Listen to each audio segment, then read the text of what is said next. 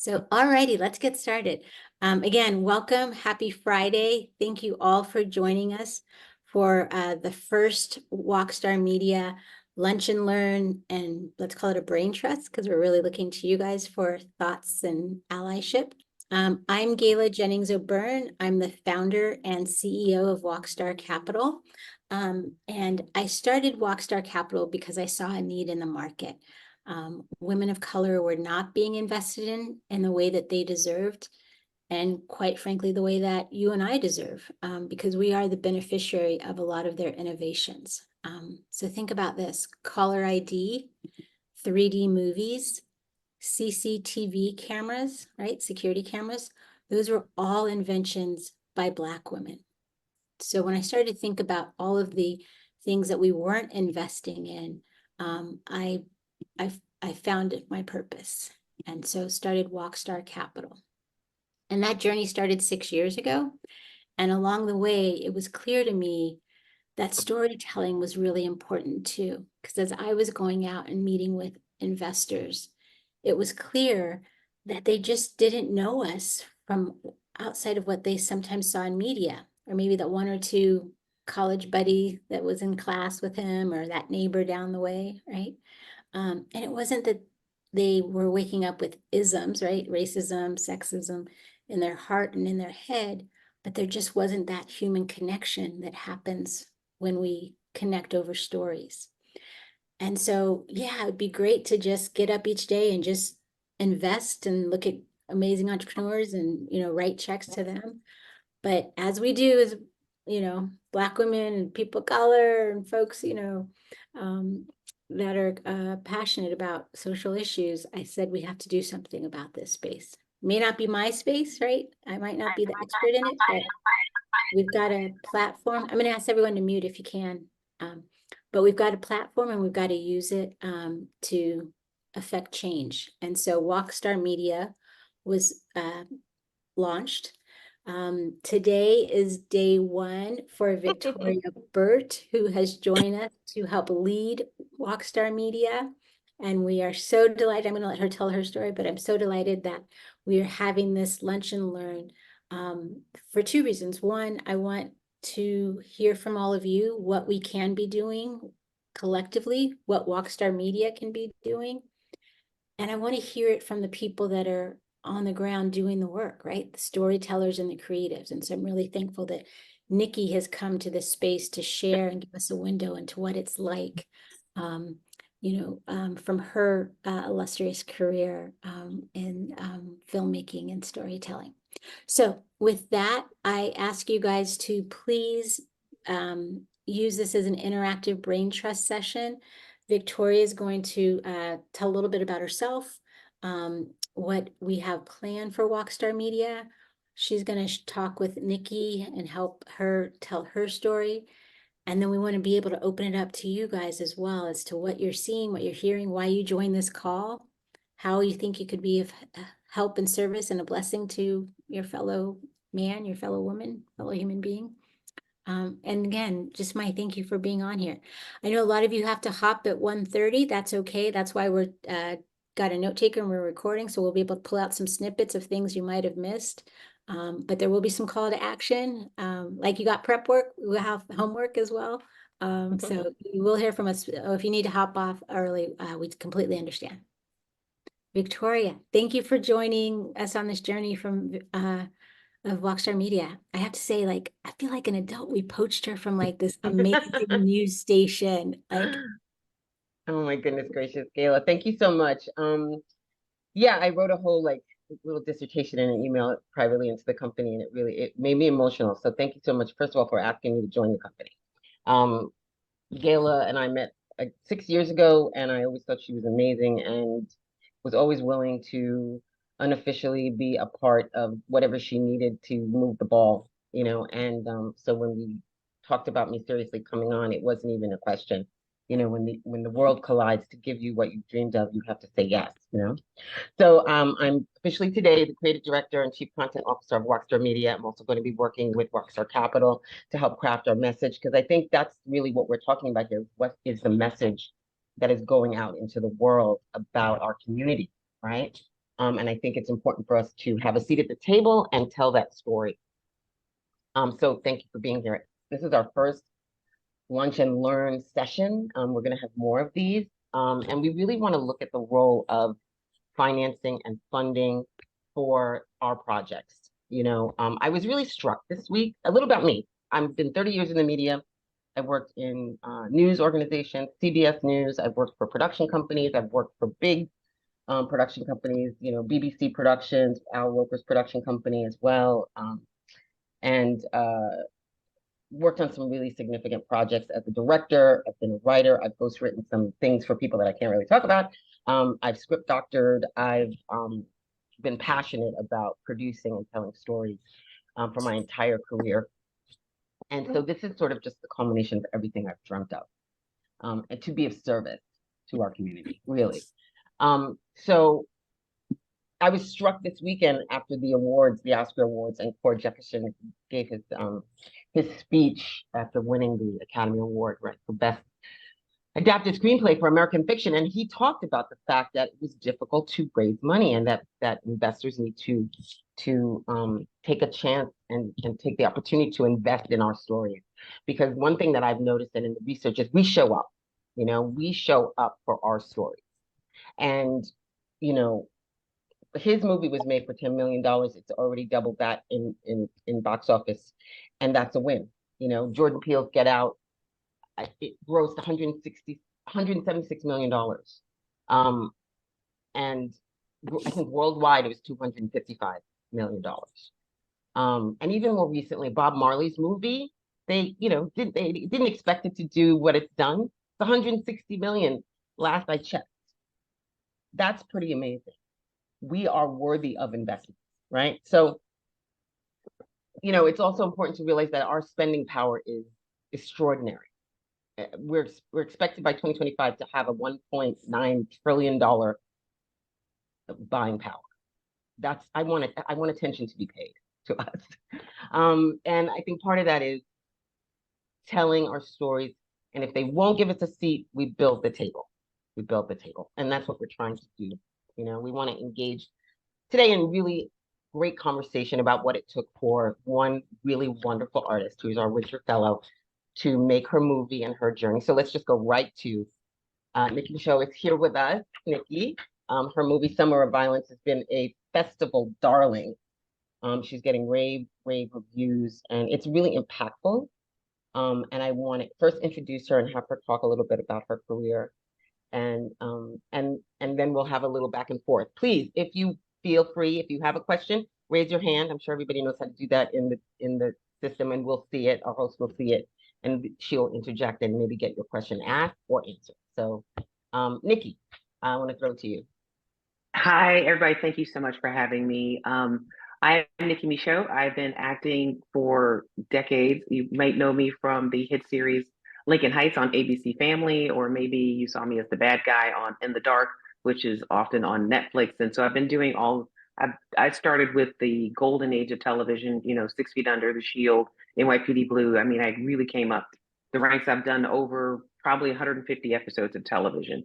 My feature debut was Summer of Violence, which I just did. It just kind of wrapped up the festival circuit. It's a low budget film that we did with no stars. I'd say that has relevance for the next phase of where we are with the film in terms of distribution. And basically, I've always wanted to be a filmmaker and a storyteller. This was why I moved out here to do this. And I feel like how we change hearts and minds is through the medium of film, especially if we can get them in a theater, in a dark room, and and envelop them in our story. I think that is just how I've always wanted to impact the culture. I've been lucky enough to be a part of some shows that have impacted the culture. Lincoln Heights came off the air about 14 years ago, and it's still relevant. We're back on Hulu. I still hear from young people who are now, I think they're Gen Z and millennials, who approach me all the time about how that show impacted their life. So I am just really passionate about telling stories, making film, and I'm really thrilled to be partnered with Gayla, who I met.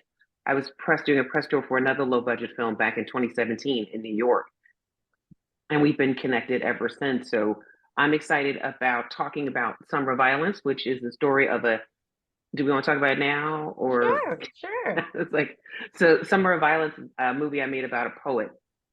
She just graduated college and defies going to law school against her father's wishes. He disowns her and she ends up moving to Denver with her friends, like, I'm going to pursue my dreams. But it takes place during a very turbulent summer where Denver is kind of racked by gang violence, and it's known as the Summer of Violence, which happened in Denver in 1993. I was inspired because I lived through it, and I wanted to talk about how when you're in a situation where violence is sort of pressing on you, how difficult it can be to just do a simple thing like follow your dreams. But ultimately, it was to tell a story of a Black woman and have people understand her and get inside of her head, and experience it through her. That was not about the gangs and the shoot 'em up. It was about a woman trying to find herself and have a journey, and ultimately her reconciliation with her father. It's been amazing to see the film move people. We won Best Picture at the DTLA Film Festival. I won Outstanding First Feature at Tallgrass, and we were even nominated for Narrative Feature Award at the Austin Film Festival, which is a big deal. The Austin Film Festival, if you're not familiar with how prestigious that festival is. So the next phase of the journey of the film is to bring it to audiences, and the challenge we have is we need money to market the film, to distribute it.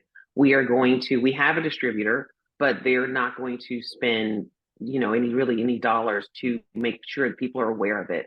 And that's what we're trying to do now, is raise funds so that we can let people know that this film exists in the world, because otherwise little films like this just kind of become fodder on your, if it's lucky enough to hit a streamer, it's so far down, no one even knows that these types of stories exist. And this story deserves to be seen and told. And it kind of feeds back to Gayla's original point, was so often people learn about us and our culture through media. Hollywood's impact is global. People, how they think about Black people is what they've seen in movies. When I'm abroad overseas, that is a really big thing. So our power to define who we are is right in our hands with our own story. And so the first job is to make sure that people are aware of our movie so that they can watch it. I mean, the beautiful thing about Bob Marley is you got Bob Marley. It's a household name. Everybody knows Bob Marley. And but we want to create some new household names, because we want to create space for new talent. There's more than just one Ryan Coogler or one Ava DuVernay. It's about how do we get our product to the audiences so that they can have a chance to either stand or fail on their own. But if they don't get a chance to be seen, you don't even have that opportunity. Yeah, something that was really powerful when I saw the movie, and we will, after this call, we will get a trailer to you, and obviously keep you in touch where where it'll be showing in your neighborhoods and what theaters. But something that really struck me about it was the poetry of it, right? That this young girl is a poet, and I love poetry, but I don't know who else does. And so I was really pleasantly surprised by how many young girls that resonated with, right? So if you think about our connection to spoken word and hip hop and things like that, it's there, right? It's there in our culture. It just looks different. And so when they saw another young woman using spoken word and using it to express herself, I was amazed by how many young women that resonated for. But then when I thought about music and hip hop, I thought, of course, right? Music and spoken word is around us. But I thought that was really beautiful. And that I want more young girls to see. Victoria. Absolutely. Sorry. Yeah, no. I mean, I actually was just going to say before you had your thought, was that what really resonated for me was it was about path. It was about a path that she chose.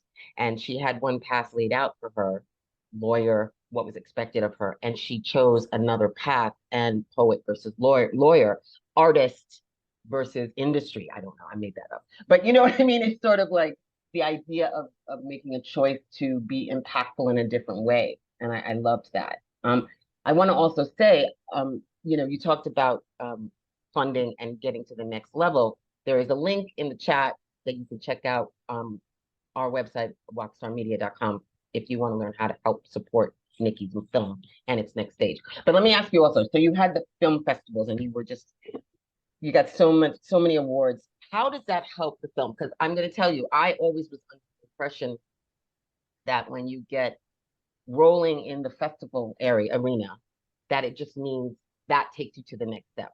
Is that what you've experienced for as a smaller filmmaker?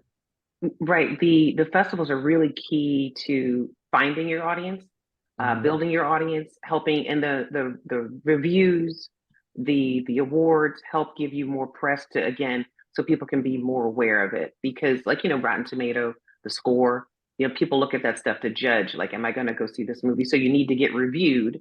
So you need to be in a festival to get reviewed. It's a tricky thing. So that is kind of a really key part of the journey. And the beautiful part about the festivals was it gave me a chance to see just how wide the audience really is for the film.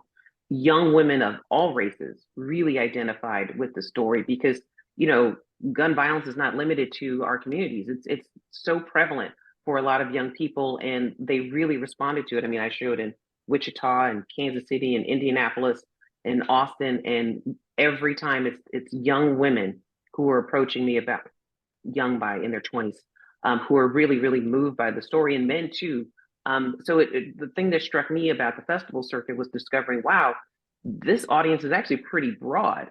I mean, we won't go after everyone. I mean, we're going to start with our core audience, of course, but there's a real opportunity for so many people to fall in love with this film and the story and relate to it.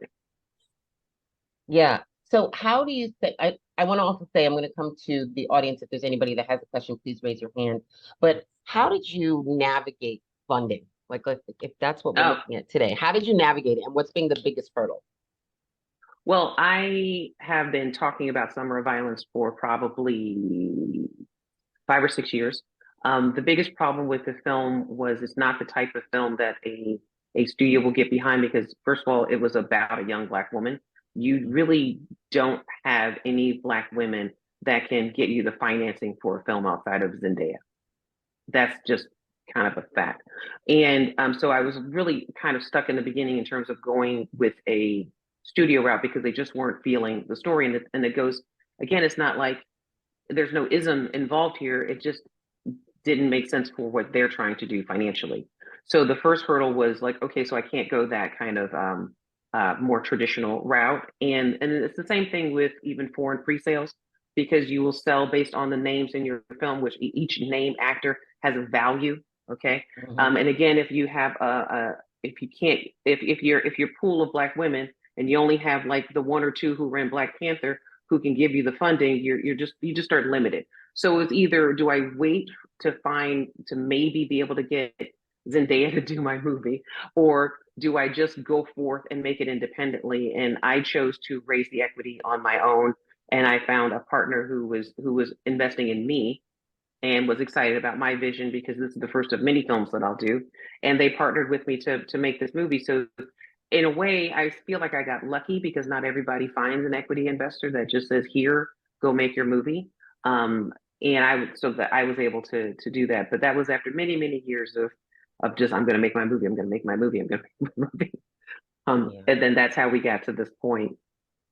And there is a difference between the funds that you're going to have allocated to make the film production and then after production's over and getting it marketed out there, right? And that's Well, yeah, I would definitely say that I should have raised more to be right. thinking of to have planned for marketing money.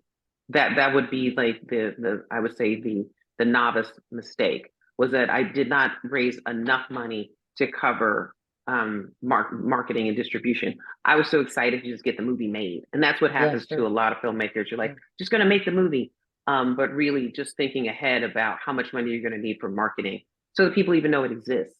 So Yeah. that was where we fell short.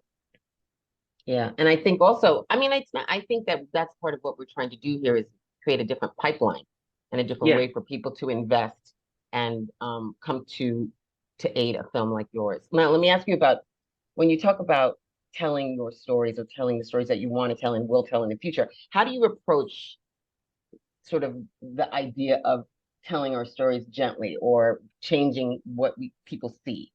You know what I mean? how do you approach creating the narrative in your films?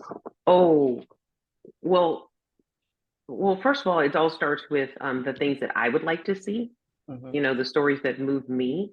And then, you know, the casting, you know, who are we casting? I guess, how do I go about stories? You know, summer violence is interesting because that's something that happened to me that stuck with me for a long time. And because of, like, you know, my daughter had a gun scare at her school where, you know, I called her once and she was hiding in a closet. They were afraid there was a shooter at the school. And I taught in the school system for a long time. I've been a teacher on lockdown. So over my 30 years since I left Colorado in 94 and being in LA, gun violence is just, it just never goes away. So I was just really moved to talk about it, but I wanted to talk about it in a way that wasn't political. I want to talk about it in a way about how the souls are being affected, how we're being impacted by the story, and so that it wouldn't become a debate over gun control. I wanted to talk about Right. people's souls and psyche. Other films that I want to make are more like, I love sci-fi, and I Yeah. love sci-fi because you can do really fantastical things with a more subtle message. I'm not a big heavy hit them on the head with the message. I really love it having it being kind of the undertones of the story, and the more fantastical I can make the story, the better. Because I'm a person who stood in line to see The Matrix 1, 2, and 3, and I Right. want to create the Yeah. kind of film where people want to get in Sure. line, have popcorn, and that's just Yeah. that. So that's what Yeah. moves me to make films. So I made Summer of Violence because it was smaller, but my next film is much bigger. It's Right. a much bigger sci-fi action film, and I'm ready to take it on. I'm so excited about it because I want, and that's another Black female lead, you know. Yeah. Yeah. So all, and I feel like it's important to keep us at the center of the story, for me at least, because that's what I want to see. Now, you and I have had many conversations about being a Black or a person of color as an artist and why that's important. I just want you to Oh share that yeah. with everybody because I think Oh it's really, we well. really went into the weeds on it, but I want you to boil it Well. down. So the thing about it is, being an artist is is really super important, because if we artists change culture, artists can change the world. That's what I believe. That's why I became an artist. And if you don't have the ability to say it the way you want to say it, if it gets filtered down through the lens of, let's say, Stars, where every other Black show is about gangbanger number one, gangbanger number two, and gangbanger number three, then that becomes, then you don't get a chance to move the culture in a way that's positive and forward. If you look at what Ryan Coogler was able to do with Black Panther, you go back to Fruitvale Station, which goes back to Sundance. Right. You Right. know, he was through, or maybe even back to USC, but because of his journey through Sundance and being sort of picked, if you will, because of Right. Fruitvale Station, you get to have an artist do a film like Black Panther, which impacts the culture like tremendously. And again, Right. even with Ava DuVernay, Ava, you know, being able to, her first film at Sundance, and again, you get sort of, there are these sort of lotteries in filmmaking, and I would say that they won the sort of Sundance lottery. And you get to be an artist and you get to go out and make these projects that change culture. And it's important to be independent to be able to make those films, because Ava has done so much stuff, and now she's coming back to Origins, which is an independent film. And if you haven't seen it, I really recommend it. But it's a very a life changing kind of film. So for me, being an artist and being having the opportunity to impact culture is everything. And if we don't create pipelines to be able to give a chance and throw a lifeline to these artists to get out there and make those types of films that don't have to be beholden to the Disney behemoth, so to speak, Yeah. um, we lose an opportunity to really have an impact. I mean, like, a friend of mine is very, very, very well known. I'm gonna hold on. Okay, sorry. Hold your thought. I have somebody's hand raised, and I wanna. Rhonda's got a question. I want her to ask that I question. talk so Rhonda, much. I'm sorry. I get no, please. excited. It's okay. Me too. I had stuff to say, but I want Rhonda to ask her question. Oh, thank you, Nicki. You know, so much of what you said resonated with me. I met Gayla by chance in Vegas around a pool because I needed to sit down, and she was kind enough to allow me to sit with. There were two of them, and we just stayed in touch. But what resonated with me when you were speaking about the stories, I'm from the Caribbean. I don't know who else on the call is, but I did not really have a perception of myself identifying as Black until I moved to the US. I don't know if that makes any sense, but that's really what it is. And the stories, you know, I have a nonprofit in the US and one in the Bahamas. And what is most important to me, and I don't know how it would fit into what you're saying, is to tell the stories of some persons in the underserved community. So for example, last year we worked with teen moms. You know, they live in violence, they live unseen, they live in a way that no one cares about them. And I remember how just having them tell their stories, by listening to the stories of teen moms who are now in their 40s and 50s and 70s, it really just helped them to heal. And I wanted to know, like, is there like something in those types of stories, those stories where you are connecting young women who are going through a really hard time, violence, like you said, and then those persons who have gone through the fire, that could inspire them? Because I think that's the only way we could give hope and change. Like, you know, Gayla said at the beginning, how do you change it? You have to change it with real stories, but it's not a movie. You're talking teen girls, so they're probably underage or minors. How do we tell those stories? Because that's where the violence is, right? In those communities. And we're not just in the United States, but in the Caribbean, but it's very different. It has a different face, maybe in every one of the islands. But I'd like to kind of give that, maybe that's a little bit broader and a little bit more international, but would love to hear your Oh, well, yes, first of all, your feedback. I'm super moved by that. One of the first, so just so you know, my background is political science, and I also worked a long time in the nonprofit world, and I did work with teen moms in a house, in a housing situation. And one of the first movies I wanted to do, coincidentally, was on teen moms. It was actually going to be more of a documentary, but I absolutely do think there's room for stories like that. I'd be very interested in telling a story like that. And actually, some of those stories do exist. So I can think of a couple of movies off the top of my head, but there again, the awareness. Where's the marketing dollars so that we know they exist? And I just want to tap into one thing you said that's so important. When young women see these stories on screen, and they are so moved by it. I had a young woman come up to me in Denver after the film and really was so wanted to talk about how do you do it, because the movie is all about resilience through the violence to keep going, because whether we like it or not, that's what people are living through. And it inspired a whole conversation about how do we do it. And that's what I hope that this film can do. That's one of the things I'd like to use this money for, is to have these types of talkbacks, you know, or put it into an educational type distribution as well, where we can let young women see the film, talk about the film, and talk about their experiences. And then we can talk about how do we get through this? Because the film is an opportunity to provoke a conversation of kind of what's not being said. I feel like Black women as a whole, a lot of times we're not seen.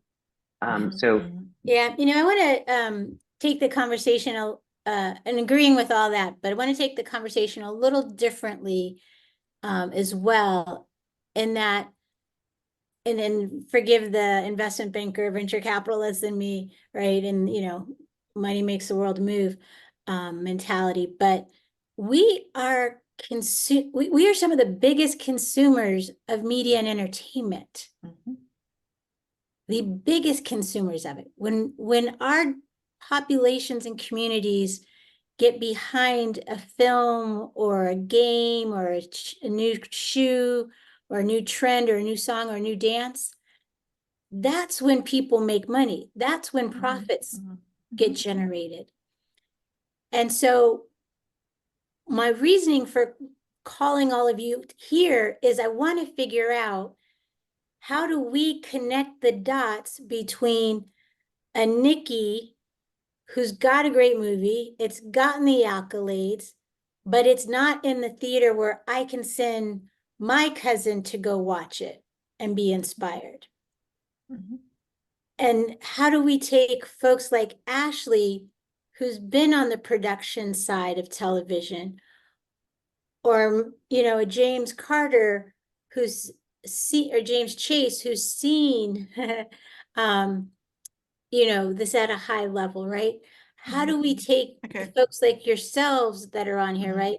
Anasa, who's seen it from the music side of things, right? Mhm. How do we, and Jonna, who I'll hope will raise his hand and tell a little bit about what he's doing, but who's looking at it from the financing side of it. How do Mhm. we as a group, and I don't think we're going to have the answer today, but Mhm. I invited you here Yeah, because I want you to help can add to figure that, Kayla. I can add to figure that. that out. Why I brought that particular example up. Yeah. Because And the son of that one of the speakers is a very known producer, Kareem Watermore. He built a story. He built a story that went into to the main theaters about the Haitians, about what he saw growing up. He's now in California doing extremely well. Um, he's been able to kind of maybe find a way to tell these same stories that we may have, and the one I just mentioned, and to make it profitable, right? So I'm happy to make connections, Scala. I can give you his contact details. He could maybe help in terms of how we can do it, because he's gone out there and done it coming from a teen mom. That's why I wanted to kind of hang on that story. yeah, no, I appreciate that. So I'm happy to make that appreciate that. introduction. Kareem Watermore, and his mom told him stop making movies that are sad about Black people. But anyway, he told No, the I love story. it. I love it. We're going to follow up with you on that. Mark, There's an- please. Hi, good afternoon, everybody, or good morning, depending on where you are. I want to thank you, Nikki, for inviting me to participate, and good to meet everybody virtually. I'm Mark Brogdon. I'm the head of marketing for the Pan-African Film Festival. So this conversation obviously is very relevant as we see over 200 independent films, shorts, animations, features, narratives each year. And throughout the course of the year, we also highlight filmmakers, especially independent filmmakers globally. This conversation is in two parts, obviously. Nikki talked about something very important, that she financed the film but didn't think about the marketing part of it afterwards. A lot of times, independent filmmakers, especially first-time independent filmmakers, they're excited about this idea and they want to see it, come to fruition, and they don't think about that side of it. But if you work backwards from the success of eyeballs, you might want to start thinking about, and somebody put it in the chat, strategic partnerships. So in these films that you have that have specific themes to them, teen moms or gun violence, there are a lot of advocacy groups out here who want to get their message out. I just did a film with Gilead, which has an HIV medication and Hep medication, and they did a film called Being BB, and they sponsored that film because they realized the reach of that film could help get their message out. And if it didn't challenge the creative integrity of the filmmaker, then it was a win-win on both sides. So sometimes looking at your content and figuring what partnerships may work. If it's a mentor type of film, maybe there's some mentor groups out there that have grants and additional monies they may want to invest in helping you get your project out in front of a wider range than just a bus bench or a billboard. They're doing an advertorial campaign. They may spend $100,000 on this advertising campaign. Well, they spend a fraction of that, but give you greater reach and give themselves greater reach. So that's something to think about on the front end of making your project. Again, without challenging the creative integrity of the film. I don't mean do product integration that all of a sudden is obvious. Messaging doesn't have to change if it helps to further along, the message of teen moms or whatever the subject matter it is. That's something to think about. Film festivals are a great way. We invite distributors. Netflix is always at our Amazon Studios is always at the festival. You guys are familiar with the festival, so our goal is to get you guys in front of distributors. Our win is when we have a independent film that goes on to win an award. That's our win. So our goal is to try to promote your films. But again, you guys got to think about this marketing on the other side. I see so many independent filmmakers that come to our festival and they expect that because they're in the festival, and it doesn't have to just be ours, it could be any festival, they don't put the word out to come see my screening. They just assume that because we're a festival, everybody's going to pack the theater for every one of these independent films. No, you still got to do the work. And that work will pay off in dividends if it's a good film with or without celebrities. Word of mouth is very important in this world of social media now. you know, saying, hey, I saw this at Sundance, or I saw this at ABFF, and it was incredible. That has gotten people so much further. But Yeah, again, you know, 100%. that yeah, to me is, you know, my 2 cents. I don't know how long I'm going to be able to stay. I got a staff meeting shortly, but I wanted to jump in and say thank you for inviting me. But if there's anything I can contribute, you know, please, Nicki has all my contact. I see Anastasia Williams on here, who was a very good friend, and we work together. So if there's anything I can do, you know, please keep me in the loop on that. absolutely. And listen, this is a small circle, right? Like this is intentional who's in the room here, because I do believe that collectively we can do something to support BIPOC creatives. Yeah, yeah. Like And I don't know, is it too crazy to think that we can go to the Black community and put together a small donated contribution based pool of money to be able to support a Nicki, and then be able to use those funds and get some of the profit and support another one, and then where Mark's got, you know, with his festival to support something, right? Like I think we need to not just consume the product that Hollywood provides, you know, puts out to us, but I think we need to support those and say, hey, there's some good stuff happening with this one and that one, and with Mark and the festival. I want to be in that space, and I think some of you could help with that, either through your networks, your experience, your tithing. I'm gonna use it. I'm gonna call it tithing. This is a form of tithing. But yes, thank you, Mark, for that. Thank you And for that. last before I go, before I get off my soapbox, I was an executive at Disney for 9 years, so I've seen both sides. But you know, the landscape of filmmaking is changing, and you guys know that. So you have to adapt with this change of the landscape. Again, the fact that you can make a film a lot less than you used to be able to make a film.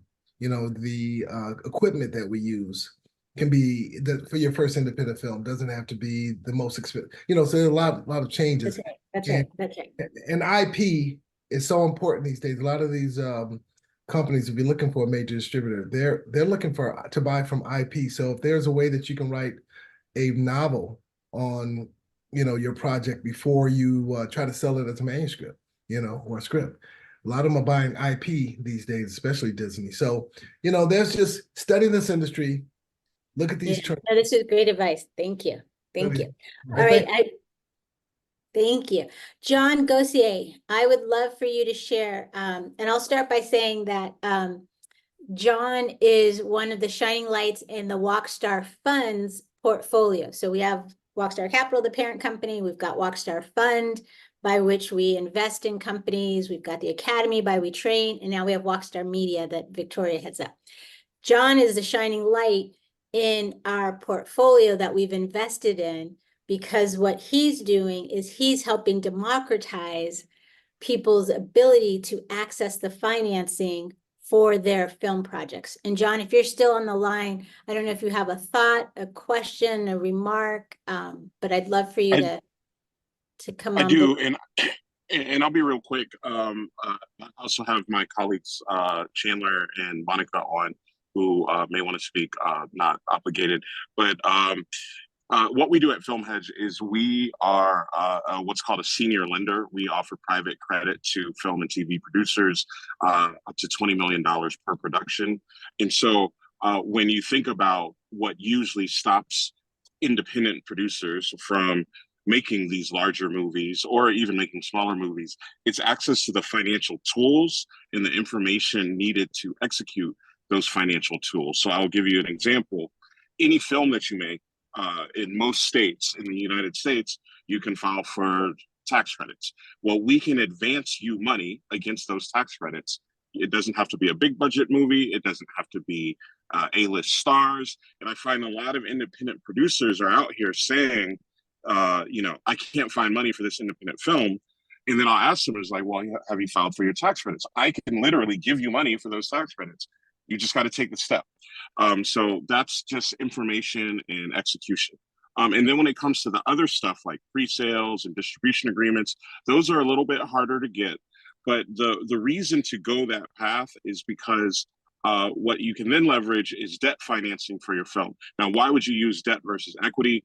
Well, it allows you to keep more control, creative control, because you don't have to go to a studio to get permission for financing. And then two, it allows you to keep upside, like right. If you're leveraging debt, that means you're giving up less equity. That means when money starts flowing back into your production, you make more. And then finally, we've started to get into the world of equity at Film Hedge through what's called Section 181, which is a way of financing film with federal tax deductions, which means your investor, your equity investor, money coming in that normally would be buying pieces of your future revenue, actually is not doing that. It's coming in as equity, but the equity investor is instead taking deductions and that's their return, which allows you as the producer to preserve more upside. So that's what we do. If the team wants to chime in, please do. Hi, I'm on mute. Monica, can you hear me? Yeah. Yes. Awesome. My name is Monica. I recently joined Filmhead this week, actually. I've been pinging back and forth with Gail. Thank you so much for inviting me to this. And, John is giving you sort of an overview of what we do. I will tell you a little bit about myself. I graduated from University of Chicago with my MBA.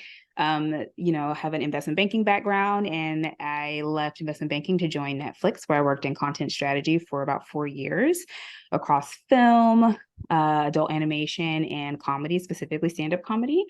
So I've joined, I moved back to Atlanta about a year, maybe 2 years ago. And so I met John, and he decided to allow me to join the beautiful Film Hedge team. So I'm here and just started, and really looking forward to get to know many of you. That's awesome. Thank you, Monica.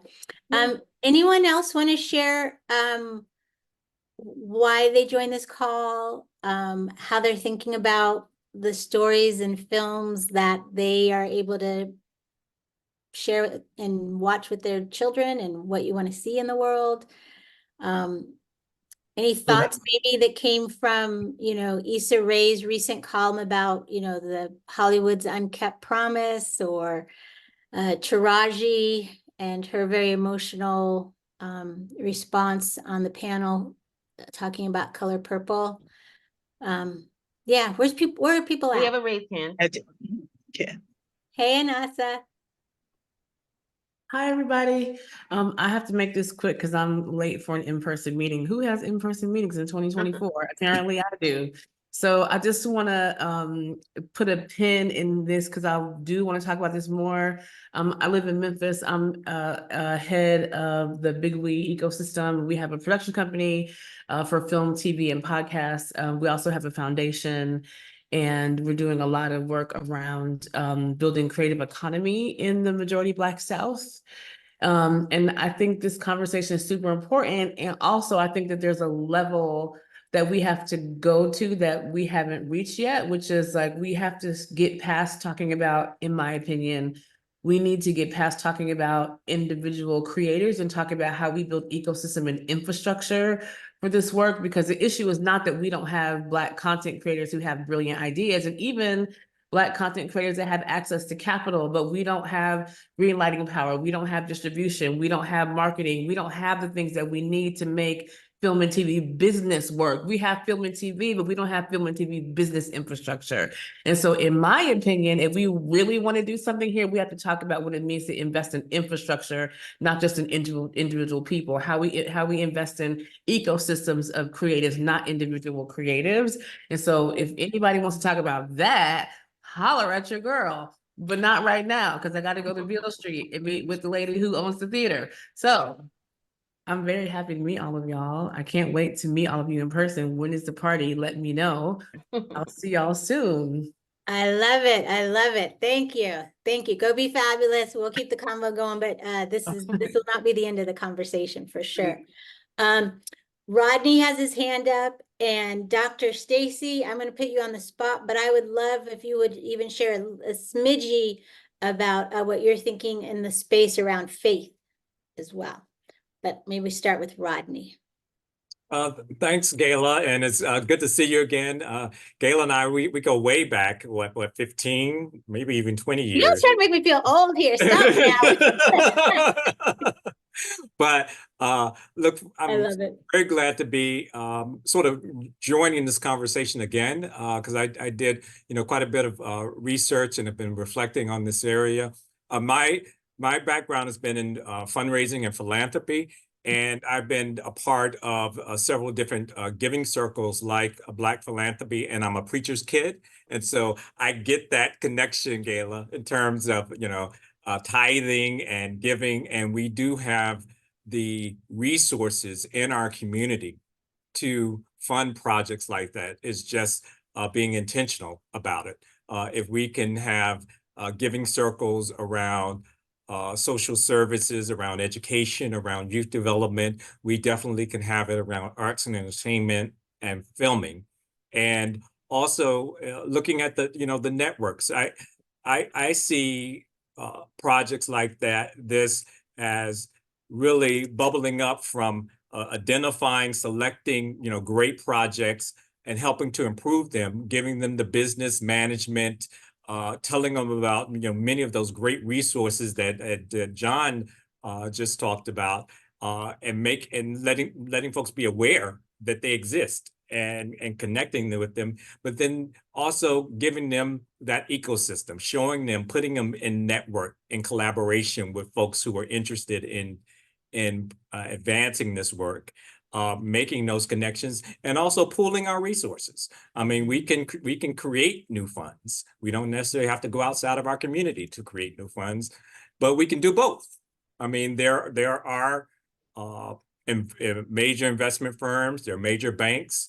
I did a lot of research in the UK, and they have some incredible models of different banks and funders and foundations coming together to create these pools of funds in which creatives can actually go to get angel investments to start projects. And there may be a grant that you don't even have to pay back, and they don't take out any equity just to get it started. But then you get to that next level. And so I'm very excited to be a part of this conversation, and would love to continue and network with all of you. So thanks, Gayla, for inviting me. Thank you.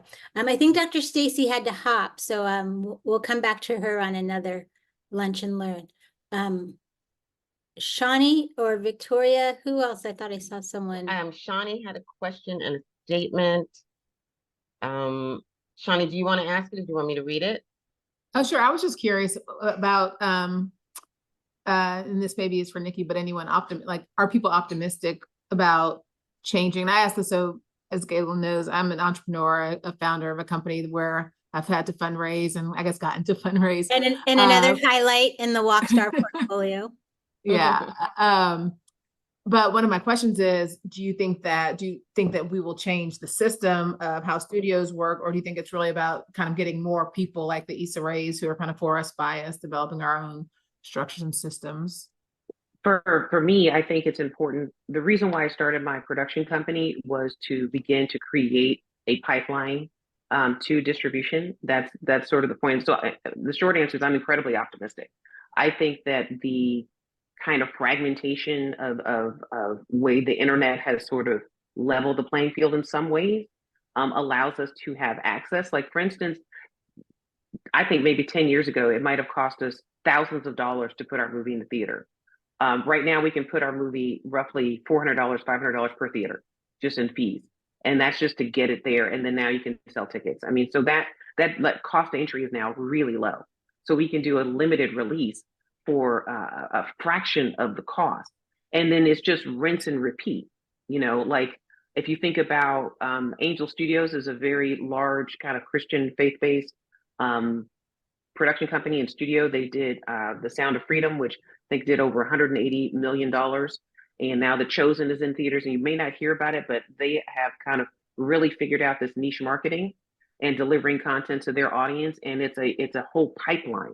And that's really what we're talking about building, is just one at a time, or maybe 5 at a time, and depending on the funding. But I'm very optimistic about what's possible, because not only that, there are all sorts of new streaming channels popping up.